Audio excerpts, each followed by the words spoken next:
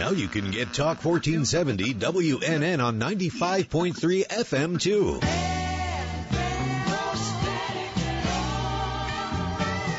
Loud and clear, Health and Wealth Radio, WNN.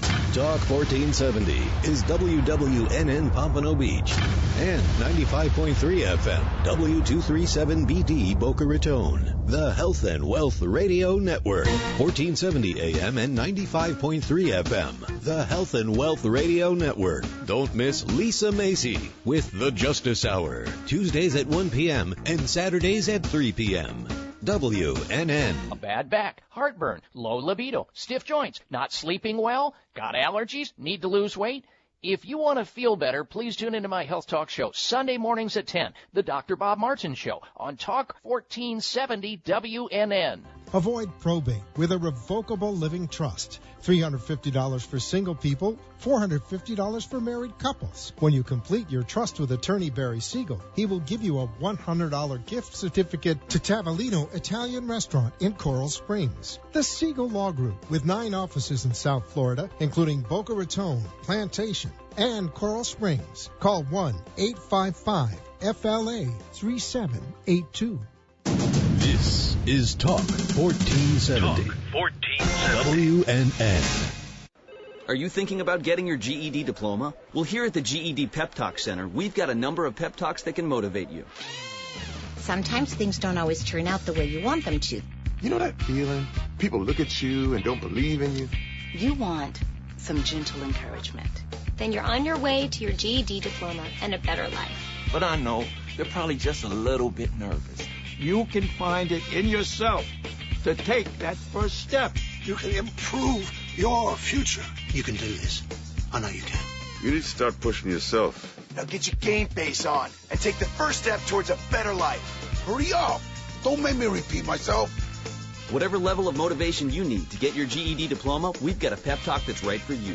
Call 1-877-38-YOUR-GED or visit yourged.org for your pep talk and find free GED classes in your area. GED is a registered trademark of the American Council on Education. Brought to you by Dollar General Literacy Foundation and the Ad Council. Talk here. Talk there. Talk 1470 AM and 95.3 FM. The Health and Wealth Radio Network. WNN. Wow, yeah, since the storm, it's been crazy busy for us. We got all kinds of office desks coming in. There's a fancy one right here. It's missing a leg, but that's all right. Whatever. Washers and dryers from a laundromat. Oh, wow, and check this out. Another deep fryer. And I'm not sure what this doohickey is. Yeah, most businesses weren't ready for a storm like that, But our work's really piling up here at Roberts & Son Salvage. What will become of your business after a disaster? Nearly 2/3 of businesses aren't prepared for an emergency. And 40% of businesses that experience a disaster never recover. Make an emergency plan now, before it's too late. For a free online tool that helps you develop an emergency plan to keep your business up and running should disaster strike, visit ready.gov/business. Brought to you by the Federal Emergency Management Agency, the American Red Cross, and the Ad Council. What you want to know. What you need to know. Talk 1470. WNN. The opinions expressed on the following sponsored program are strictly those of the host, guests, and callers, and not necessarily those of the station, its staff, management, or sponsors. Welcome to the Golf and Travel Show, the place to fine-tune your swing, dress for the course, club, or cruise, and get tips on the best places to play and stay at the right price. Vacation or staycation, host Dan Schub, along with his expert co-hosts and guests, will tell you where to go. To play golf and vacation, that is. Now, here's Dan. Welcome to the Golf and Travel Show. I'm your host, Dan Schub, and tonight, like we always do, we're going to talk some golf. We're going to talk a little bit of travel. We're going to have some fun. Hopefully we'll all learn something, myself included. And, of course, like always, we do have a wonderful guest that will be joining us in just a few short moments, and that would be Jonathan Romeo, and he is the Director of Business Development for the Robert Trent Jones Golf Trail, which happens to be celebrating its 25th anniversary this year, and they've got some special deals that we can talk about for those of you who would like to go check it out. And I'd like to go check it out. I have not played the trail, and I hear wonderful things about it. I've been hearing wonderful things about it for years, mainly from them.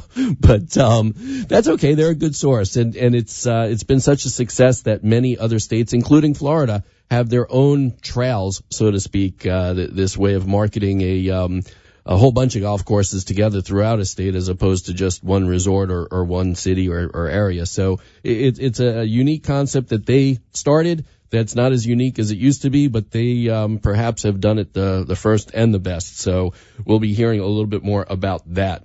Golf, as far as golf talk this week, the Wells Fargo has a decent field, but I kind of feel like everybody's biding their time just a little bit, waiting for the tour to come back to Florida next week. And next week they will be, of course, up in Ponte Vedra Beach for the Players Championship, known as the 5th Major. And that will have a very strong field, of course, and I'm looking forward to it. That 17th hole, Island Green, is always just fun to watch. It's treacherous, it's short, but don't confuse that with being easy. It's not easy at all. And I'm just really looking forward to them coming back. And of course, not too long after that, we've got the U.S. Open. So it's the majors that I look forward to. The rest of the golf is pretty cool too. But the big name players and myself included, we're all kind of working towards the majors. Some other interesting tidbits in the golf world that kind of passed through my eyes that perhaps you all haven't heard about, and I thought I would just briefly touch on. I noticed that the LPGA has decided that for the ShopRite LPGA Classic this year, they are going to allow the fans to determine who will gain the final spot. And they're going to provide a choice of 4 different golfers, and it's actually going to be on Twitter, where on Twitter they're going to have a poll, and they're going to determine who is the fans' choice to get into the tournament. So I just thought that was kind of different and cool. And the LPGA Tour, they obviously don't get the ratings that the PGA Tour gets, and they're always trying to do different things and fun things, as with the PGA Tour too. As I had said, a lot of folks like myself, we kind of wait for the bigger events, the majors, and they've got to keep the interest up week after week. So they're all trying to do different things. So this particular tour, in the past, they've made the decisions on who the exemptions are going to be, and they've made some pretty good choices.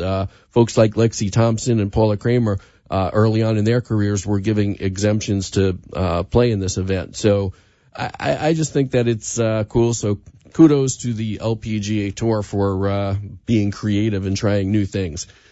Another interesting thing that I saw relating to golf news was just a little bizarre. I personally, when I go out and I play golf, I don't always, have a game like a professional or even somebody that shouldn't be embarrassed sometimes. But, I do okay. But truly, I like being out there because of the friends and the company that I keep out there and the nature and the beauty of the golf course. And let's see, the last few rounds that I've played, I've encountered some great nature. I played at, I didn't play, but I was helping to run a tournament up in Orlando at Rose and Shingle Creek, and there was a beautiful family of sandhill cranes with babies that couldn't have been more than a few days or a week or so old. And I was able to get right up close to them, and that was pretty cool. I played like the week before that out in Sebring, and there were some alligators that I got pretty close to, and it's kind of neat. This particular event, maybe not as neat. It took place in Rhode Island, Westerly, Rhode Island, at a country club there called Winnapaug Country Club. And what happened was from out of the woods, a fox came charging. And I've actually seen fox on the golf course before. The time that I saw it, I was playing night golf, actually, for a charity event. So seeing a fox at night was not that unusual. Seeing one in the daytime, kind of unusual. And as it turned out, the fox attacked one of the golfers. And he was grabbing on his leg, and he was trying to rip his pants, I guess, is what he was biting on. So the golfer kind of used one of his clubs to push the fox away, but the fox kept attacking. As he came back for a second round of attack, the golfer hurt his leg. But the third time that the fox came back at him again, he hit the fox in the head with the club, killing him. And it's unfortunate, but the bottom line to the story is that they carted the animal off, tested him for rabies, and sure enough, he had rabies. So it was a good thing that that will stop it from spreading. Obviously, it's a good thing that the guy was not bit. The fox did not break his skin through his pants, so he didn't have to go for that whole series of shots that everybody dreads ever having to get. And I think the moral of the story is that when you're on a golf course, you have a set of golf clubs for reasons beyond just playing the game of golf. That here in Florida, for instance, that you may come across like a water moccasin, which is really dangerous, and a golf club is helpful. I've played up in the St. Mary area near Orlando and have seen bears that are chasing. They're out there on the golf course and chasing golfers. So having a golf club for protection is truly something that you need to keep in mind. So the bottom line is go out there and enjoy the nature and have fun and take it in, but make sure that you're safe. And I'm not endorsing hurting the animals. I'm just saying make sure that they don't hurt you. So I think that's an important lesson. Enough talk about golf. I wanted to kind of touch briefly on some of the travel stories before we go back to golf and the Robert Trent Jones Golf Trail. And the news about the airlines has just been bountiful, I suppose. More stories than a guy who reports on travel knows what to do with. And I got a couple of really cool stories, and I'll share them with you all a little bit later on in the show. But the good news, I think, and let me touch on a little bit of good news first, because I don't want to head into our first break on a sour note. But with the issues that the airlines have been having, the negative publicity that they've been getting, it seems that I didn't know about this group, but there is a group called All Airlines for America, also known as A4A, and it's like an association of airlines, and it seems that their members include Alaska Airlines, American Airlines, Hawaiian Airlines, JetBlue, Southwest, and United. And it seems that they, as a group, have committed that they're never going to be throwing anybody off of a plane who paid for a ticket and is already on a plane. And some of these member airlines have even gone further, but the president of this association felt that the negative publicity that these videos that everybody is seeing, it's generated so much negative publicity that he felt strongly that not only did they have to get their group together to, as a group, decide that they're not going to be doing this anymore, but that they needed to actually get out there in front of the media and make an announcement and a commitment that says that, they're not going to be dragging people off of planes any longer. And unfortunately, and we'll get to a few of the other stories that I've seen that are kind of circulating in the news, from different airlines, it seems that the behaviors of some of the employees of these airlines are so ingrained that changing that kind of behavior is not going to just be from a statement from the head of an association or from the CEO of an airline. It's going to take a concerted effort of retraining the employees who it seems have been empowered to take the law into their own hands at times and enforce laws or rules that are either antiquated or don't even exist. And it's going to have to stop. And airlines like United, who when this all first started out in the news, and they took like $1 billion hit on their stock valuation, I guess when they start to get hit in the pockets, that's when change will really start to happen. So I think that we're going to have a lot more stories to talk about tonight and into the future before all this goes away. But as an advocate for the consumer, I certainly hope it gets better, because I know that none of us feel like getting bumped from a plane or beaten to a pulp for flying on one. So in any event, what we're going to do is we're going to take our first break, and in just a minute or two, we're going to be back. We'll be talking with Jonathan Romeo. He's the Director of Business Development for the Robert Trent Jones Golf Trail. You won't want to miss it, so stay tuned for more of the Golf and Travel Show.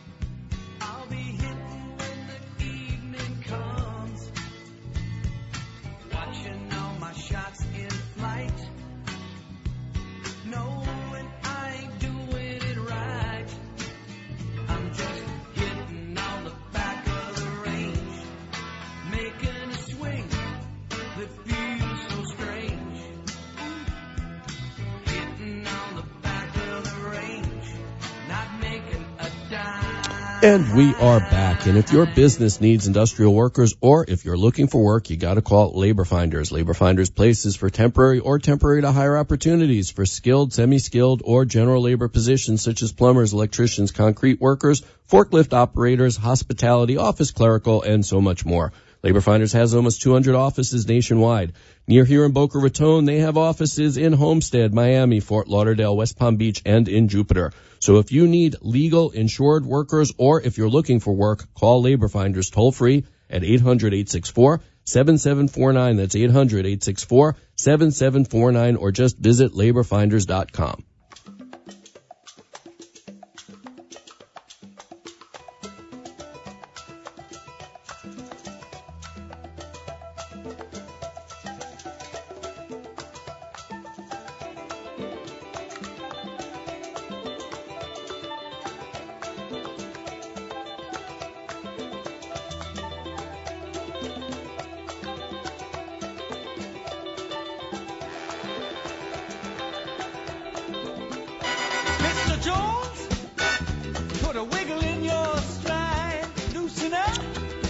And we are back. And ashamed to say that I've never been on the Robert Trent Jones Golf Trail, so I'm going to learn a lot about it with all of you tonight. And it's only been around for 25 years. You would think I had gotten to it by now, but I'm sure they'll be around for a long time to come. And I got to get myself there sooner. But to learn a little bit more about the trail and its 25th anniversary celebration, we've got the Director of Business Development for the Robert Trent Jones Golf Trail with us, Jonathan Romeo. Jonathan, are you there? I am. How are you? I'm doing great. And yourself? Doing wonderful. Life is good in Alabama, huh? Oh, yeah. It always is. As long as, football's around, life will always be good in Alabama. Well, I don't want to talk about that. My son recently graduated from Florida State. Now he's going to University of Florida. So you guys from Alabama, man, you're tough to beat. It continues to go that way, and we've got some great golf courses here as well. Well, before we talk about what's going on now, can you just give us a brief history about the beginnings of the Robert Trent Jones Golf Trail? Because like I said earlier, there are other golf trails now, but you guys kind of were the pioneers in this, and it all started kind of in a way that maybe the average person doesn't know about or wouldn't have expected. So can you just tell us a little bit about how it all started? Oh, yeah. It's the vision of Dr. David Bronner, who is the CEO of the Retirement Systems of Alabama. So the trail is actually an investment of the pension system for all of the state employees within the state. So all your teachers, all of your firefighters, all of your policemen are all in the RSA, which is the retirement systems. Well, one of the investments of the RSA is the Robert Trent Jones Golf Trail. His vision was to build a golf project. Unlike any in the world, we are the largest golf project ever tried, developed in the world, and to not only better the state of Alabama for the citizens that are involved in the pension system, but also to make Alabama a travel destination for folks to visit, number one, and number two, to make the state a more livable and more enjoyable place for folks to reside. And that's how the trail, his vision, is what really got the trail started, got us developed, and then 25 years ago this month, actually, we opened the first facility, which now we have 464 holes of golf that stretch from Tennessee all the way to the Gulf. Now, the idea of having Robert Trent Jones do this, from what I've read or understand, and I got to meet him before he stopped designing golf courses, but he was kind of semi-retired at the time that he decided to take on this enormous project, right? Yeah, he was. He was. The Trent Jones group was still designing golf courses, but Trent Jones Sr., who actually drew drew and blessed all of the plans of everything that we have constructed. It intrigued him to the point to where he looked at it and said, golly, if somebody's really going to try this, I want to be a part of it. And he was actually on site here in the state multiple months as we developed, starting in Birmingham. And then, as I said, we've developed from one end of the state to the other. And the unique thing about the trail is there are there's a lot of things that are unique, but one of the most unique things is you can't travel more than 2 hours on one of the interstates within the state, and you're not without passing a site. So the furthest distance is 2 hours. We have some sites that are within 45 minutes. So the goal of it is for folks who are traveling within the state, who come through the state, who travel through the state, is you can come and hub out of a city, but yet travel 45 minutes or an hour and 45 minutes and touch all of these different golf courses that are all unique, that are all completely different, and you will never even realize that you're in the state of Alabama. It really is a unique, it's one of a kind. That's what the trail is. Now, can we be a little bit more general? Being a guy who lives here in Florida, but I have not even been in Alabama. Again, I apologize. But here in Florida, when we're in the south, it's very tropical. It's very flat. As you go north, it starts to get a little bit more hilly, and you start to see other kinds of vegetation. Is it similar in Alabama? Yeah, Alabama, we are at the very foothills, I guess, of the Appalachians, if you want to say. We do have a lot of elevation in the northern part of the state. Our golf courses, for example, in Prattville, which is in the center of the state right next to Montgomery, which is the capital, we have 3 18-hole championship courses there. All 3 of those golf courses, and if you're on any of them, you would have no idea that you're at the same facility. We have a link-style golf course. We have one that goes completely across the river, the Alabama River, along the river banks. And then we have another golf course, a Legislator, that is more hilly and more like you're in the foothills. So these, Alabama is very different from Florida. The southern part of Alabama probably has some of the Florida feel to it. But as you progress north, an hour off the Gulf, you start to get in the hills, and by the time you're up in Huntsville or up at the Shoals, which are in the northern part, you're in a very mountainous area, or more, elevation changes. But even within a facility, like I said, these golf courses are all built to Trent Jones specs, and they all have their own personality, their own feel. Even within a site, you'll see totally different tracks. Now, from what I understand, you actually direct a couple of tournaments, so some of these golf courses are tour quality caliber, correct? That is correct. We have hosted professional golf for, I guess it's 19 of our 25 years. We've had everything from back in the Nike Tour to the Nationwide Tour Championship to the LPGA to the PGA Tour. This year, in 2017, we host the Barbasol Championship, which is a PGA Tour event, and at our Opelika facility, which is right near Auburn University, speaking of football. Mm-hmm. And then we also just announced that we will be hosting the Guardian Championship, which is a Symetra Tour event, which if probably lots of the listeners understand, the Symetra Tour is kind of like the web.com of the LPGA. Mm-hmm. It is a great, developmental tour. Certainly, being under the wing of the LPGA, you have a lot of folks who are moving their way onto the LPGA. You also have a lot of players who have been on the LPGA that are nearing the end of their career that are still playing competitive golf, but they're not on the LPGA. So yes, we've hosted everything from PGA Tour, Web.com, Nationwide, LPGA, the whole gamut. We've had it, plus the NCAA championship for both men and women. So we've got a pretty good pedigree going, and I think you'll only see that getting bigger and better. Now, are most of these golf courses resorts, or are some of them just, independent of hotels as well? We have both. We fly Marriott flags at all of our properties that are partner properties with us, mm-hmm. that are We have, I guess, really 3 resorts that are within the trail. Probably the most popular and the most famous out of all of them is Ross Bridge, which is located here in Birmingham. It's hosted a Champions Tour, or back then I guess it was Senior Tour event. It was the longest, upon construction, it was the longest golf course in the country at just over 8,200 yards. And it is, again, a resort-style golf course. We do have standalone sites. If you look at what we have in Huntsville, what we have in Birmingham, there's another 54-hole site that's a standalone. So we've got a mixture of both. We have lodging partners at all, and through our reservations, our central reservations department, we are a one-stop shop for booking your hotel as well as your tee times.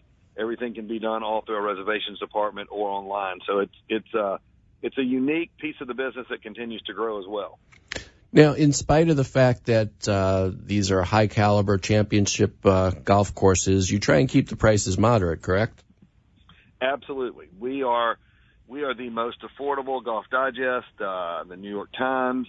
We've gotten numerous accolades over the years of we are affordable. We have multiple programs for the traveler that involve 3-day packages, 4-day packages, 4-day or 3-day play, the 4th day free.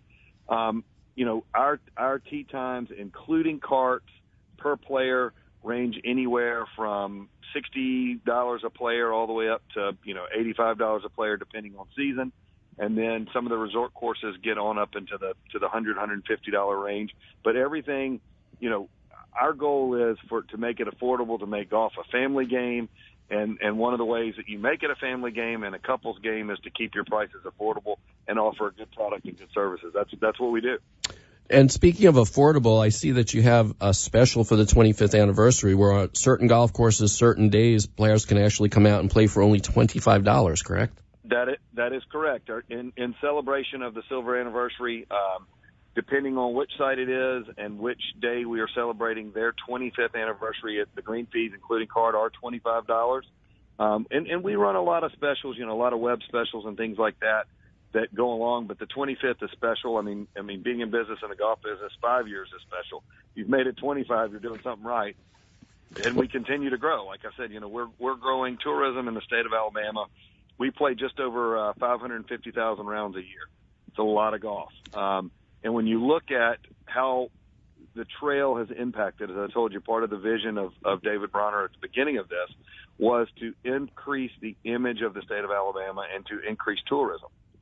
Last year, we had visitors from all 50 states and 17 different countries to Alabama, which is pretty crazy. And that's just to come to our facilities. That's not the additional businesses that have relocated to the state. We've got, obviously, in Alabama, we have Mercedes-Benz, we've got Hyundai, we've got all of these car manufacturers that have moved. And the trail, I would like to say, is a part of what makes Alabama what it is, and has definitely helped us from an economic development standpoint, as well as folks retiring to the state of Alabama. It's a great place to come and live.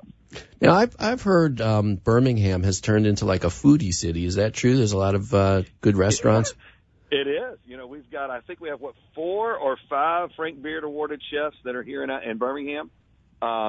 It's become very, very cultural as far as from the culinary world. Mm-hmm. There are many, many great restaurants. There are several that are very famous, and obviously several chefs here in Birmingham that have multiple properties that are really good. And, again, that all feeds into, with more tourism, more folks coming to the state.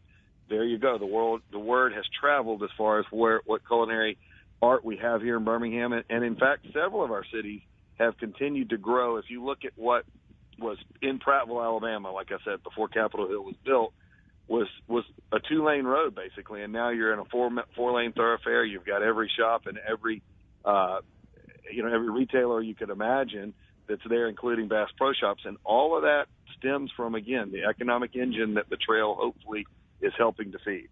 Wow. So if people want to find out more about how they could book their trip to the Robert Trent Jones Golf Trail, what's the best way to do that? It's super easy. rtjgolf.com. We've got a very, very comprehensive website.